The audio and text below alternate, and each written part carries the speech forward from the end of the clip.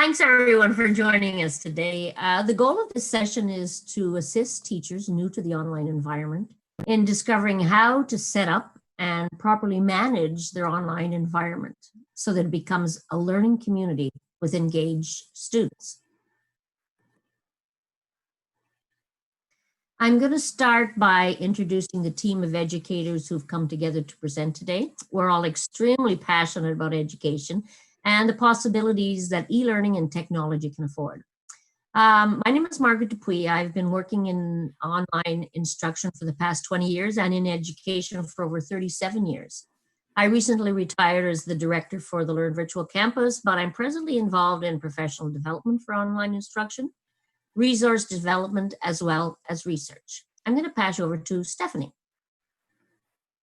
Thanks, Maggie. My name is Stephanie Myers. I have not been teaching or involved in education as long as Maggie, not yet, but I've been at it for about 25 years and have taught in Ontario, BC, and now Quebec, where I have designed online courses for many organizations beyond the educational system and teach online, as well as currently in a Cégep in Montreal. So that is a little bit about me. And Shirley, how about you? Thank you, Stephanie. So I have been involved with education for about just over 20 years now. I first was involved as a consultant with a technology company, and now I am a teacher in high school. I teach math, science, and history, and I teach both online and in the classroom itself. Now over to Randy. Thanks, Shirley. Yes, I've been involved in K-12 education for an undisclosed number of decades.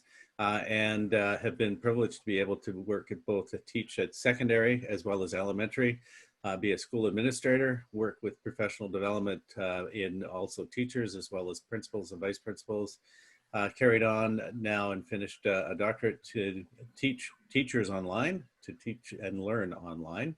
And we also involved in developing and building what we have as a national nonprofit, the Canadian e-learning network, of which I serve as a CEO role for them. It's my privilege to be with this great group as well, associated with Learn, and to bring some of the expertise which does exist forward, but the expertise also exists within your own teams, your own groups, your own schools. So as part of this whole process, you'll see how you can tap in. And so I'm looking forward to this next part of the series. So the first series started with looking at the community of inquiry as a pedagogical model and talked a little bit about models and design as well. So what's important about the community of inquiry is it does frame a number of things, including standards, quality metrics, and how we look at learning in general, but specifically developed for the online learning environment. And the community of inquiry came out of Canadian research as well, and has been around for a few decades and is one of the more cited models. So what it does is it reminds us of numbers of presences that are important. So when we work in a classroom, these evolve sort of naturally, and we don't pay a lot of attention to what we may see. But what's become glaringly obvious with the pandemic and the isolation was the lack of social emotional engagement for learners. That was one of the biggest detriments or misses that occurred as a result of that. This model really talks about social presence, and I want to start with that just to emphasize the importance of that social emotional connections that learners have with each other, but also within the context of the entire learning piece. You see at the bottom of this model is the teaching presence, and that's essentially where the instructor, which research also tells us teachers are the second most important thing other than your postal code for success as a learner, and how it all builds towards a cognitive understanding and presence. So these all come together to create what we're calling the educational experience. So if you haven't had a chance to take a look at the community of inquiry, check out the pedagogical model. It's also posted on the site website for you. So this is how we're going to focus and look at what engaging students and learning is all about. Over to you, Maggie. Thank you, Randy.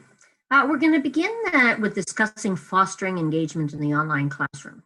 Please note that since this presentation is being recorded, you can stop and pause it at any time to review the information that's on these different slides. We basically will talk to the key points. We all well know that engagement is not exclusive to online learning, but we are quite aware of how much more students learn when they take part in the learning process, and they actually become active learners. In all learning environments and situations, passive students often do not succeed.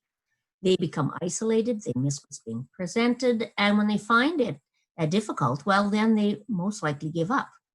When students are engaged in discussions, they're working in teams, they're presenting their work, they're helping others, and they're reflecting on how they see a concept, their ability to remember concepts and learn new skills is enhanced. Like in a brick and mortar school, online classes must be student-centered so that students can learn the necessary strategies they need to be successful. That will help them become active members of a learning community, and the goal is to make the environment a learning community. Experts and specialists have spoke over and over again about the importance of interacting. Bruner, Vygotsky, Weigel, they all have, and the importance of deep human need to respond to others and to operate jointly with them working towards a common objective. Social interaction helps students learn from the viewpoints not only of themselves but of others, and to build a more complex worldview. Piaget really used the term of constructivism and its importance of knowledge built on prior knowledge or experiences, but also that development was more likely to occur when two equal partners collaborate in finding a solution, and even more valuable than when a teacher and student interact. So let's talk about partnerships. As an online instructor, it's very imperative that you understand the need to connect with students and the social benefits related to this connection. Research shows that multiple communication channels may be related to higher engagement, and that student to student and instructor to student communication are strongly correlated with higher student commitment and better results. Thus, teachers and students must become partners in constructing that knowledge and answering essential questions. On this slide, we've included key components for this partnership. What's really important is the use of active learning combined with meaningful and multiple ways of interacting with learners, and the encouragement that's needed in requiring students to interact with each other. All of this has a positive effect in the whole process of learning. So the more students can relate and enjoy the instruction and social environment, well, the better their results will be.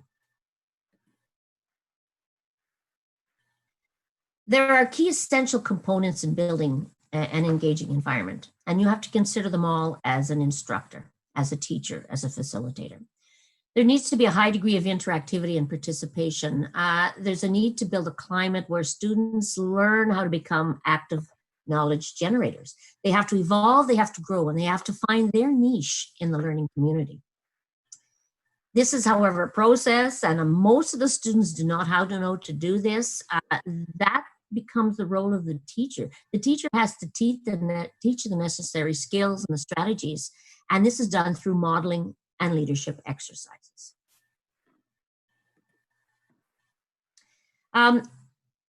One issue for teachers newest to this concept of engaging students online is where to begin, or where to start, or what to start with. Now, there are a lot of different strategies out there, and on this slide, what we've used a model that was produced by Conrad and Donaldson, and you can find that in their book, Engaging the Online Learner, and we've put it into a 4-step process. It's called 4 Steps of Engaging Learners.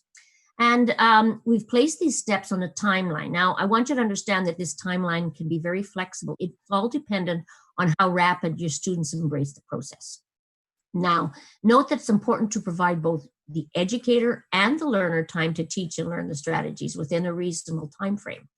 Some classes can get to the 3rd or 4th step within 8 weeks. Others cannot. It really depends on students' experiences and how comfortable the teacher is in moving this forward. So we start with an introductory phase. And what you're really doing is you're introducing students to collaborative learning in the first phase. It can take anywhere from 1 to 5 weeks. In step 2, what you're looking at is you're introducing students to collaborative work in pairs or in small groups. Once they're comfortable with that, then you can move into step 3, which is collaborative learning in larger groups. And then finally, once everyone's everybody's feeling comfortable in their roles and what they have to do to accomplish a collaborative community, they go into what we call a full-fledged community of learners. Now, online classes need cooperative and collaborative active learning moments all the time. If you want to engage your students, it's extremely important. But we must begin by having a strong instructor presence. Research indicates that students do best when an instructor, with instructor interaction and clear communication. Studies show that course design that provides clear guidelines is also very relevant. So guidance by their instructor and the ability to interact with their teacher and their peers tend to be very high on the list for engaging activities. In step 1 in this model, all of the above have been considered. What we do is we have to give people time, whether it's the teacher, and actually the teacher and the learner, and they have to learn that everything is dependent on how well students understand the concept, can feel comfortable, and also their background experiences. The teacher's role here is to enhance connections and interactions. You have to begin in a more traditional role. You have to communicate, guide, and instruct, and model the process, the skills, and the strategies. And basically teach your learners how to work collaboratively. Teachers must get to know their students and then provide a very safe and friendly environment where students know that they can take risks as they go through the learning process, the trials and errors of learning things. And this happens when you're doing activities that they're engaged in and they're interactive. And this really builds trust. I think the biggest fear of most learners is to not look intelligent in front of their peers. They have to know that intellectuals and scientists, they achieve final results through trial and error. And I always like to use that example of Einstein. He made a lot of errors and he done a lot of mistakes, and he had to redo much of his work before he came up with the theory of relativity. And which is one of the 2 main pillars of modern science. So teachers, they have to show the learners how to engage in activities, how to reach course expectations, and in doing so, which is so important, they will reduce the isolation factor, which often occurs. All of this comes about by starting with non-threatening informal sharing. So we've talked about the teacher. Well, the student has their role too. They're the newbies, they're beginning, they're learning how to participate and interact, and they tend to learn best by that networking process. Active learning assignments tend to provide that social opportunity that reduces that isolation and keeps students motivated. We're social beings, folks, and when instruction is incorporated in the mix of social activities, the end result is improved learning. Stephanie, I'm going to pass it over to you. Thanks, Maggie. So as Maggie has said there, as far as the step 1 being probably the most critical stage to setting the stage for an environment where we do collaborate and learn together. One of those first and most important pieces is this idea of enhancing and creating meaningful connections between yourself and your individual students and as a group as a whole. I've included here just a few things that I do. And again, I try to use the tools in which I will use throughout the year. So for me, the one on the top there is a VoiceThread tool, which I use quite regularly, and it provides a means of, in this particular case, I introduce myself, it's pre-recorded, they see some pictures, they get some background information, it humanizes me, I'm not just the teacher, and then they have the opportunity to respond within that video asynchronously, whether they post a video of a favorite place that they've traveled to, or they add some text or add some audio. It's really up to them. But it's just really providing a place to get to know one another. A couple of the other things that I do is I use a tool called Photobabble. It's a really good tool that can be used on the computer or right now on iPhone. But you can take a picture and then record audio. This is a really great way of fostering that digital storytelling and the value that comes from that.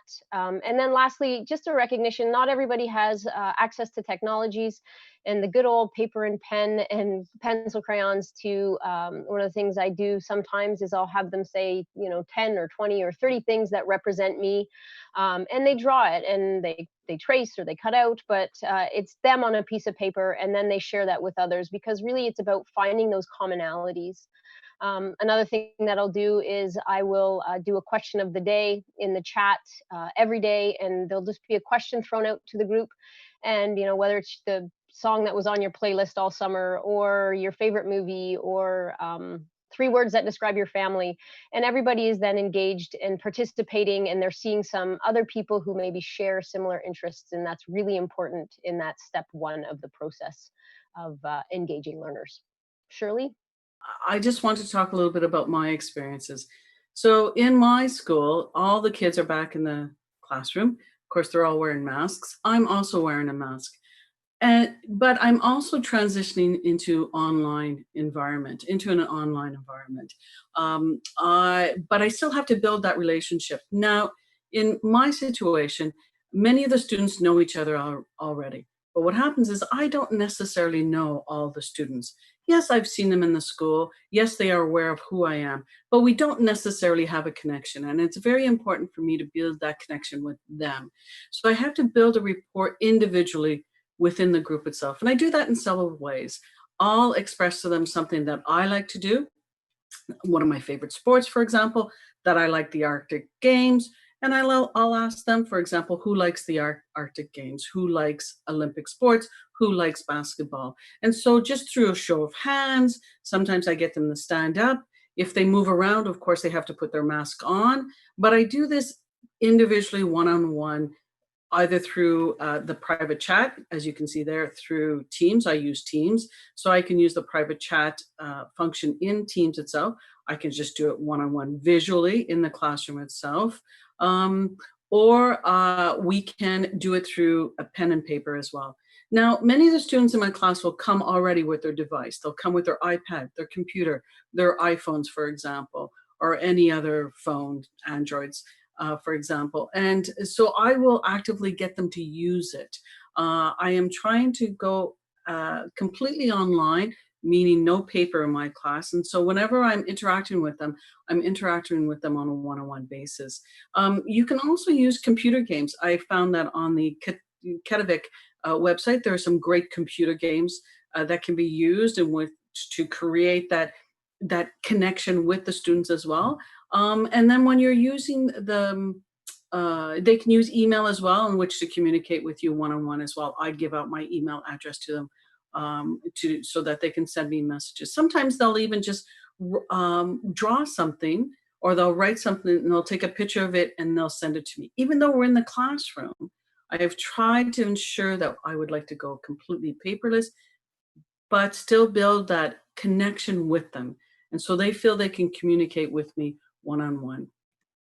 One of the other things that I also do is I teach about digital citizenship. I think that's extremely important to do, especially as some students don't necessarily know how to interact online.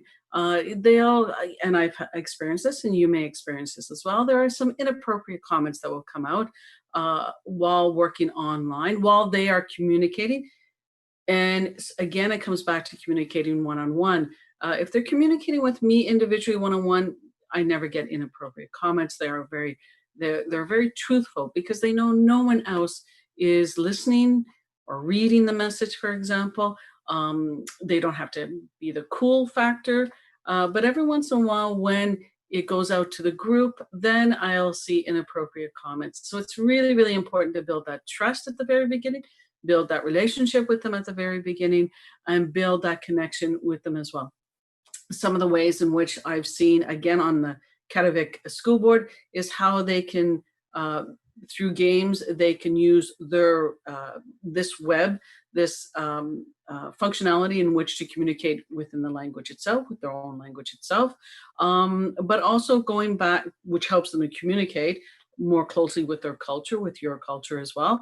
But also with respect to the digital citizenship, I've put a link here that gives all kinds of great resources, great videos in which how to communicate digital citizenship with the learner. And so that really helps to build a stronger communication with respect to the individual, between the individual and the teacher, but also eventually when it comes out to the group interactions and communications online, they understand what is expected of their behavior.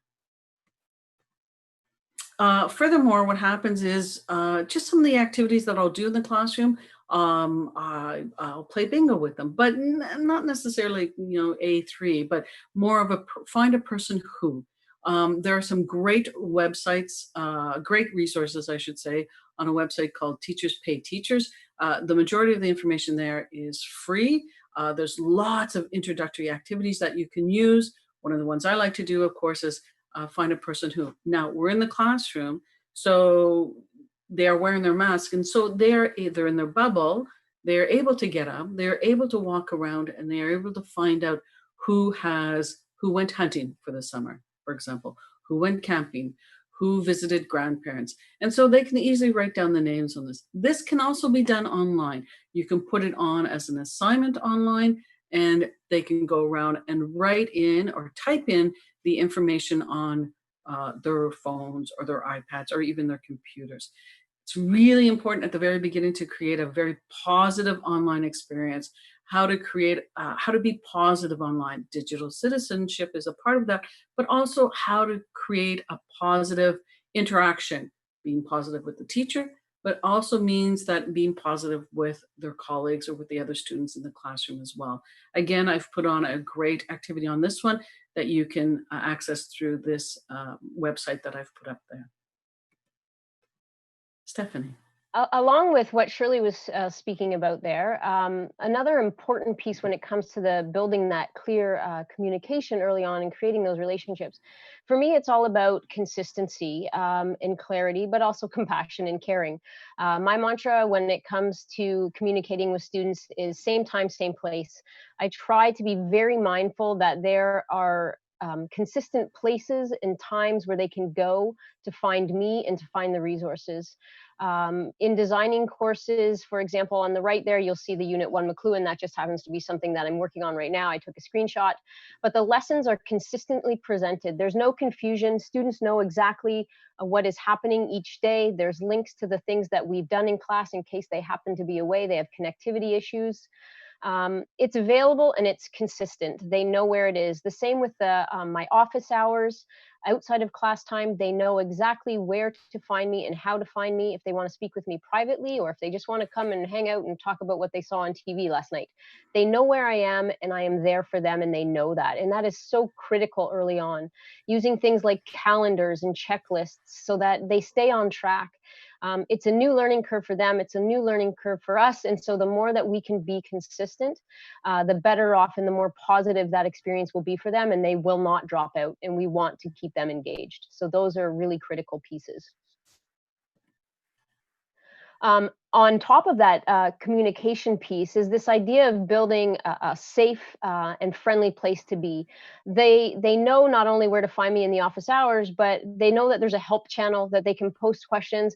I guess for me, the biggest thing is that there are no stupid questions, and I'm not always the most patient person, but in that step one, I strive to be the most patient human being I can possibly be, and I recognize the importance of being there and being available and answering questions as repetitive as they will be in the beginning, because they will be, where did you put that? I can't find how do I do this? And there's some fun interactions that I posted there. They're a little bit small, but on the right, one girl was terrified that she had posted everything to the whole class.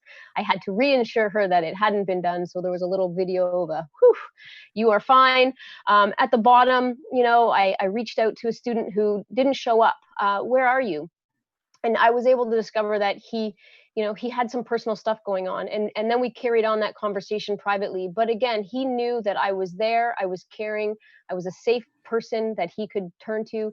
And that's important. And then that last piece in the middle there, that class dojo, is just one example, but bringing the family into the fold and really making them a part of the community and making them recognize and see that there's value to what they add to this community of learners, and that they know where to find you and how to communicate with you, and you communicate with them as well, because the family is such a critical piece in all of it. Thank you. Those are great examples, Shirley and Stephanie. So all of these activities and strategies, they build a foundation.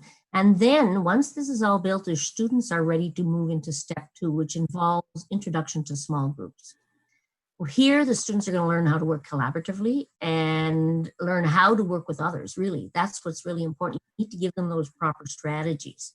because you don't want inappropriate activities or behaviors to occur.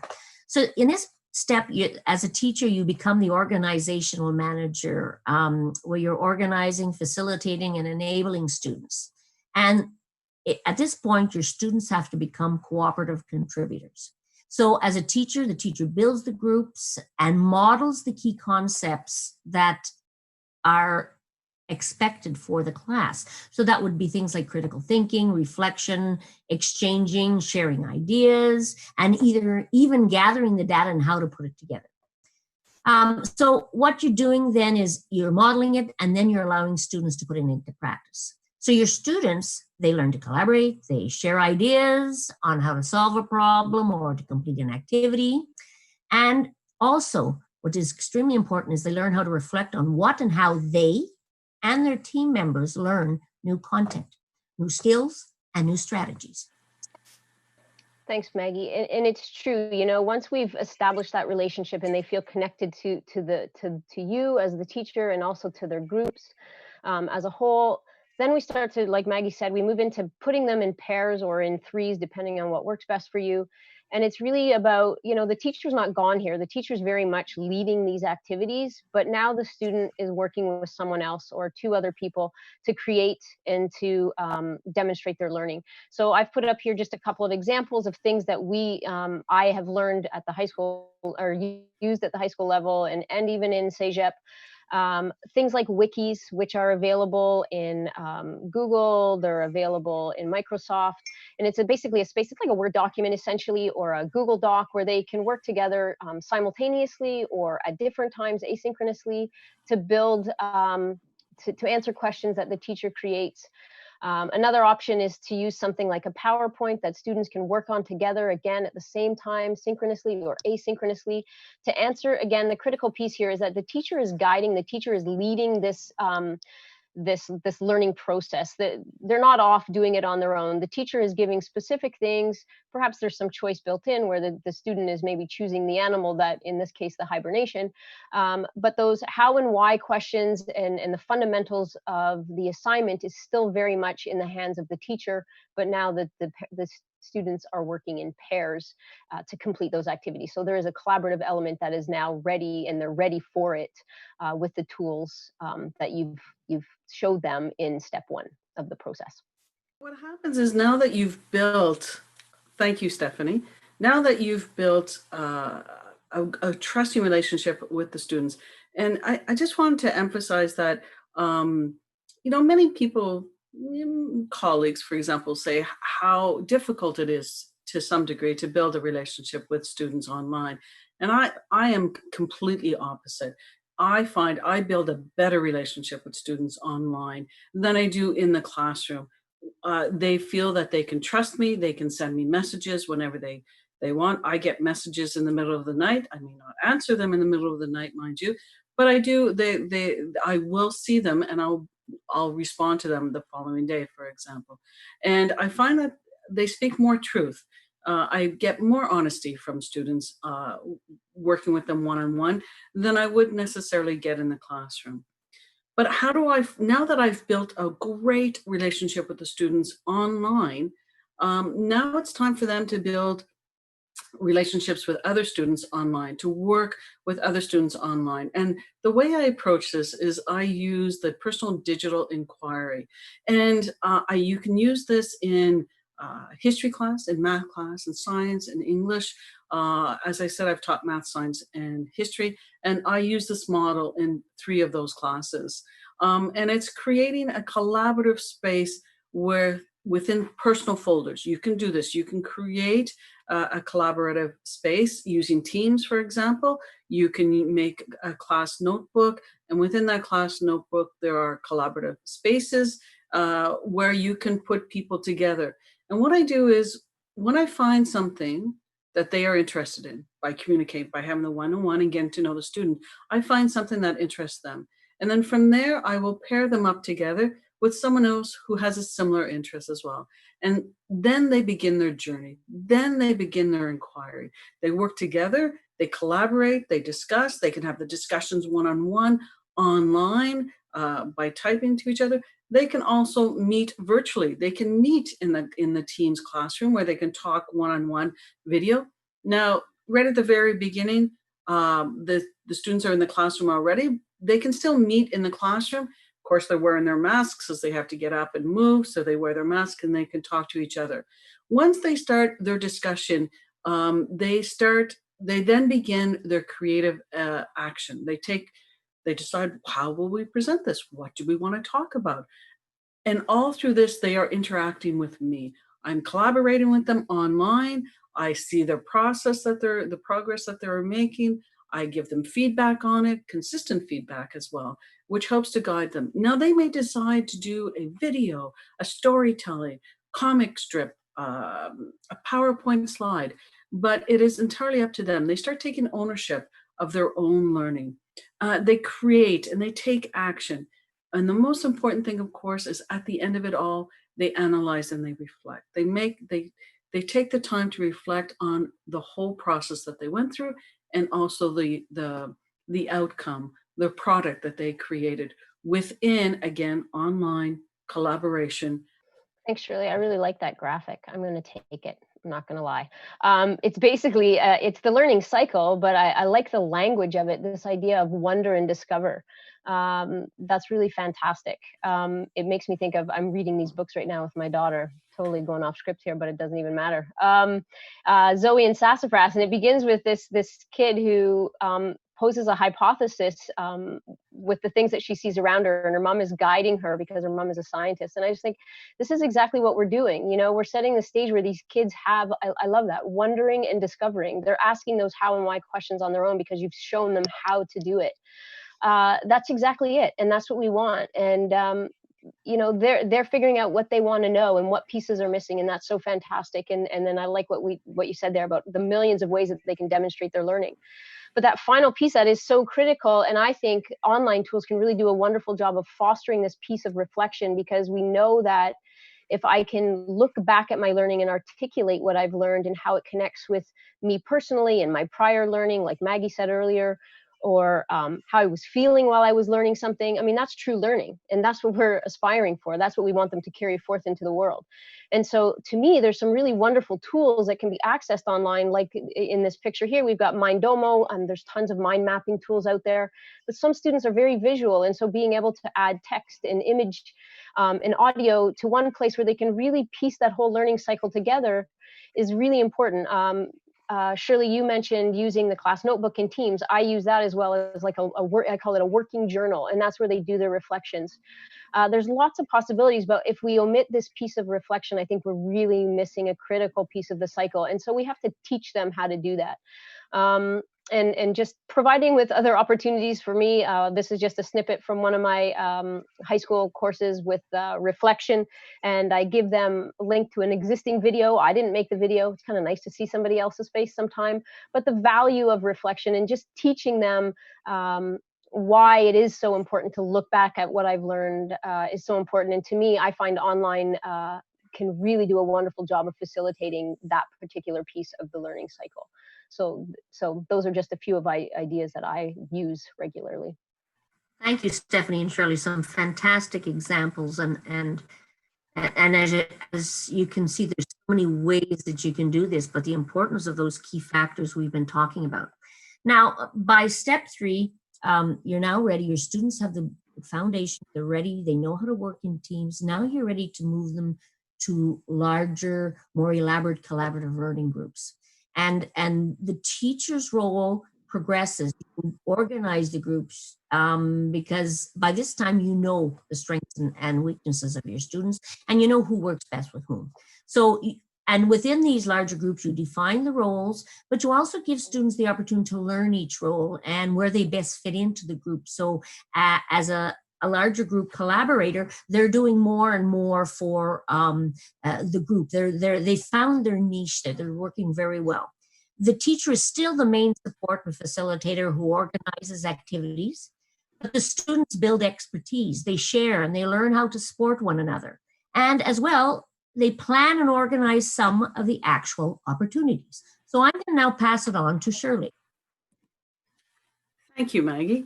So, facilitating group learning.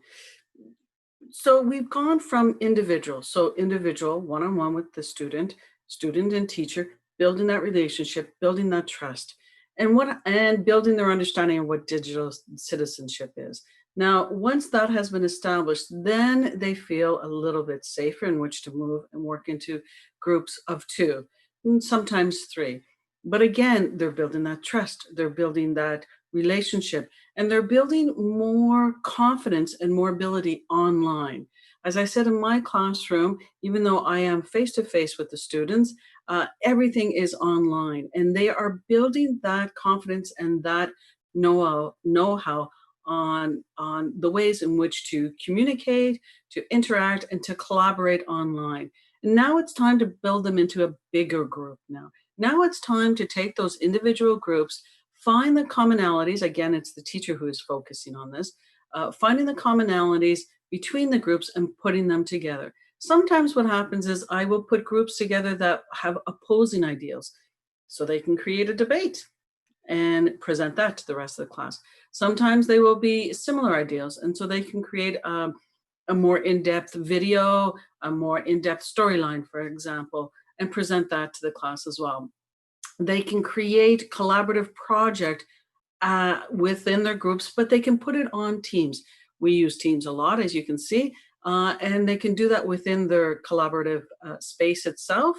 Again, using guidance from me. There are obviously rubrics that are involved with that. There is feedback that will be consistently given on that. Another way that they can do this is through Zoom. If you decide to use Zoom, you can use the breakout groups, put them into bigger groups. I've had groups of individual person where I can go in and talk to each of the individual students within Zoom, but you can also put them as a group as well, 2 or 3, and then even a larger group. And then you jump in, just as I would in the classroom when they're doing group projects. I put them into groups within Zoom online, and I jump to those groups. Now, in the classroom, they may be in front of me and I may be at the computer, but they are all working together. And I can, as I said, just jump into the group and see what they're doing and talk to them. You can use Google Drive as well. They can collaborate on content within the Google Drive. You can see the comments, the changes that were being made, and you can guide them by giving them feedback with respect to the changes and the work that they've done on Google Drive. So one of the other things that I really do is it's important that they have peer and individual evaluations and reflections. Reflections, as you've heard from myself and Stephanie, that it's extremely important to have reflections. And I find that reflections online are just so much more honest. Sometimes when I ask students for reflections on a piece of paper and they have to hand it in to me, sometimes they don't necessarily take it as seriously. But because you've built that trust with them, because you've built that relationship with them online where they feel comfortable in expressing themselves, they can do this. You can do this on an individual basis. You can do peer evaluations where they get to evaluate the other peers without anyone knowing, of course. And of course, you get them to individually evaluate themselves. And I find it's really interesting when they do evaluate themselves, how they sometimes undervalue themselves. And it's great to be able to give them that feedback to say, no, you're much better than what you think, and keep going with that. So what we've done now is, and Shirley, if you, thank you. Thank you, Shirley, for putting all of these concepts and these theories we're talking about and these ideas into actual practical application, because it's when we see these things happening that we know that it's very possible that kids can work very collaboratively and together. So by the time you've reached that 4th step, this is a pretty well-oiled machine. Okay, things are working very well. Students are feeling extremely comfortable in their community of learners. They become the initiators. They're the partners. They can lead the activities. And everybody has a role to play, and everybody builds expertise. Students can go to other students because they know that they really understand that concept well, and they can explain it to them. They've learned how to approach problems that they have to solve, and they collaborate to analyze what's going on, to reflect on what's being considered here. They revise things, they synthesize ideas, they support one another. they share and they present their findings. So this is what you want to be able to do in that fourth step of things. The teacher becomes a support member for each groups within the classroom. You're still guiding, you're advising, but you're also challenging their ideas, and you're providing additional assistance when needed. And you're helping them most of the time during the planning stages, but you're still giving them that little bit of liberty there. And when specific students still need extra support, you're there for them. Shirley. Thank you, Maggie. So students do the bulk of the work and the talking. Once you get to the point where they are ready to present what they have finished researching, discussion, reading about, they're ready to be able to direct the process. They're able to present to yourself, to the teacher, and to the class what they have done. Now that's exactly what, group work. You do this group work in the classroom, and they get up and they do a presentation in front of the class. But online, they do a similar thing. They can do a live presentation, such as you're seeing this. We are recording this live. You're seeing a recording of it, but we're doing it through Zoom. They can do something very similar as well. But most of the time, I find the students prefer to do recording of it. They prefer to do the PowerPoints, and you can do a recording within the PowerPoint. Stephanie talked about voice threads as well. They can do that. But one of the things that I find is really interesting is once they do these projects, what I get them to do is so that they can have student-directed learning is that they then come back to me with questions. They will give me questions on the content. So for example, in history, we may focus on a particular topic. They will present aspects within this topic. And from what they presented, whether it's a PowerPoint, a video, a storyline, posters that they've done and taken pictures and sent back, for example, they then send me questions. And what I do with that is then I take those questions and I incorporate them into the assessments. So they are helping to lead the class. They are having input into what is necessary to know. And I do this again through Teams. We use Teams. I can do this through Class Notebook. The Class Notebook has the individual folders for each of the students to give me feedback, give me reflection, give me questions, for example. But at the same time, there's also the collaborative space as well, where they can input information into that area as well. Students have the opportunity to work at their own pace within their individual folders. Each student has their own individual folder, and you can do that with Teams, but you can do that within other areas as well. On Google Drive, for example, where they will give you access to their folder. You can do that as well just within just GPI, for example. We use GPI in which to communicate back and forth with grades and so forth. That is also another area. Thank you, Shirley. Now, I think finding the time is a big issue for teachers, right? We're talking about all this great stuff, and most people would look at this model and they'd say, well, how will I find the time to do all of this? Teach the content and how will the students being engaged and doing collaborative activities? Well, I think one of the most efficient models and methods that I've seen is flipping classes. The teachers have learned, they've used this for a number of years. They've had great success with it. And it gives the teachers that time needed to get the kids working together.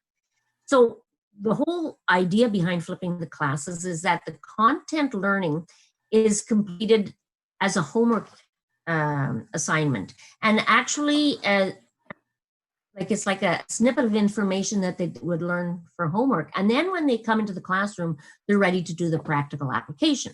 So how this is done is asynchronous pre-recorded learning snippets are used, they're produced, and they present the content, the strategy, or the skills you're trying to teach them. Okay. Now, as a homework resource, it's very simple. The student listens to the material. If it's something like a voice thread, let's present it here, they may ask some questions or answer some questions on it. So what they've done is when they get into the classroom the next day, they already have an idea of what's going on in this topic, what's happening. And then the teacher can quickly review the highlights and then get the students into their groups to begin the practical activities. So what we're doing is we're putting theory into practice with the team. Those who need more assistance, they can stay behind and talk a little bit to the teacher, but then get back into their groups and get working. This solves probably one of the biggest problems in schools, and basically that the student doesn't get their homework done because they don't understand and they don't have a person at home that can help them. So learners do the practical application within their groups with their peers and teachers, and their teachers and peers are there as a support group for them when they will be able to get immediate assistance as needed. The same resource, which is great, can be used during that group activity because the kids can go back and listen to it over and over again. There's certain points that they weren't sure about, they can listen to it together. And then as a third plus, you can also use it for study purposes. Students could go back, listen to the content again and the strategies. So when they're preparing for the evaluation, they have that immediate information they need. I'm going to let Shirley and Stephanie talk to you about this process because they both have done this very well. I've showed you voice threads, which is a great tool, but I'll pass it on to Stephanie and she'll talk a lot about that to you as well as Shirley. Go ahead, Stephanie. Thanks, Maggie. I won't talk a lot about it. People are getting tired of hearing me. But we'll no, one of the things that I want to say is I know that when we talk about flipping a classroom, we think that it oh my God, now I got to record stuff in advance of, and I think there's people who are in a 50-50 situation right now. And this to me is where flipping can really be beneficial because you can use, like Maggie said, you can reuse that piece of information. But the one thing that I really want to stress is it doesn't have to all come from you. There are incredible websites and resources out there, Learn being one of them. The Educator's Toolbox is filled with resources, Crash Course for older kids, Crash Course Kids for younger ones, National Film Board. There's just a number of resources that are out there that you can then send out to your students or ask them to watch or view or listen to. Podcasts, I'm using podcasts a lot to get students away from the screen, and they are loving it. I'm blown away by how much they are valuing podcasts, the recording of my own voice, so they can get out and walk around with their iPhone and their earbuds, and just take a break from the screen. So there's lots of things that are out there that you can use as tools. So please don't feel like you have to create everything. That is overwhelming, and nobody has time for that. So to me, that would be the one tip with the flipping the classes. Look and find those resources that you're looking to use. And use some of these sites to find that stuff and share that with your students. You certainly don't have to create it all yourself. That would be my number one tip about that. And I'll just add to that as well. Within our school board, we collaborate a lot amongst ourselves. So don't feel you have to do that. Most likely, not most likely, but perhaps another math teacher has developed 3-minute little clips that you can use, videos that you can use. And sometimes students, high school students feel a safer connection, if I can say that, with respect to knowing who's giving them the message. And if it is coming from another teacher, that's okay. They most likely know who that teacher is. They may not have them as a teacher, but they most likely know who that teacher is. And it's okay to do that. We collaborate. I do video clips on specific things, and other teachers will use it as well. And that is also a great way of being able to save time and still get a consistent message to all the students. Okay, so I think we're ready to just do a quick recap here, folks. And what we've presented to is a very simple model. It's a very simple way to get started because really you don't want to make it too cumbersome for people. It has to be an easy thing. If you go through a step-by-step process, then you won't feel overwhelmed as an instructor. You begin with introducing online collaboration, giving activities that are, non-threatening.